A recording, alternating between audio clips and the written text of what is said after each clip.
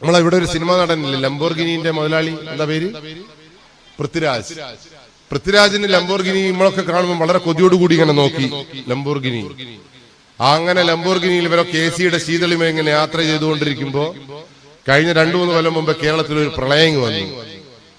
പ്രളയം വന്ന് വെള്ളത്തിനെന്ത് പൃഥ്വിരാജ്, വെള്ളത്തിനെന്ത് പിന്നെ രംഗീഷ്, വെള്ളത്തിനെന്ത് കാക്കുനി, സകലയിടത്തും വെള്ളം ഇങ്ങനെ പൊങ്ങി പൊങ്ങി പൊങ്ങി പൊങ്ങി വരുമ്പോ പൃഥ്വിരാജിന്റെ വീട്ടുകാരൊക്കെ വിചാരിച്ച് എന്തായാലും ഇങ്ങോട്ടേക്ക് വെള്ളം വരൂല. പക്ഷെ വെള്ളത്തിന് അങ്ങനെ പാർഷ്യാലിറ്റി ഒന്നും ഇല്ലായിരുന്നു. അങ്ങ് കുതിച്ചങ്ങ് കുതിച്ചു കയറിയപ്പോ ഇവര് വിചാരിച്ച് ലംബോർഗിനിക്കാരി രക്ഷപ്പെടാമെന്ന് വിചാരിച്ച് ഓടി ലംബോർഗിനി പോകുമ്പോൾ ലംബോർഗിനി ഒലിച്ചുപോയി. അതോടുകൂടി ഇവർക്ക് രക്ഷപ്പെടാൻ ഒരു മാർഗമില്ലാതെ വീടിന്റെ ടെറസിന്റെ മേലക്കാരി നിലവിളിച്ചു. ആദ്യമായി നിലവിളിച്ചത് ഇടവലക്കാരൊക്കെ ആദ്യമായിട്ടാണ് ഇവര് ഇടവലക്കാരെ എന്ന് വിളിച്ച് നിലവിളിച്ചത്, ജീവനിൽ കൊതിയുള്ളത് കൊണ്ട്. അങ്ങനെ ഇടവലക്കാർ ഇതുവരെ ഇവര് തിരിഞ്ഞു നോക്കിയില്ല എന്നുള്ളൊരു ഒന്നും നോക്കാതെ അടുത്തുള്ള ബഷീർക്കിയും കുഞ്ഞമ്മദുക്കിയും നാരായണട്ടനും സുധീറും ഒക്കെ ഓടി ഓടി ഇവരുടെ വീട്ടിലേക്ക് വന്നു, വെള്ളത്തിലൂടെ ഓടി വന്നു.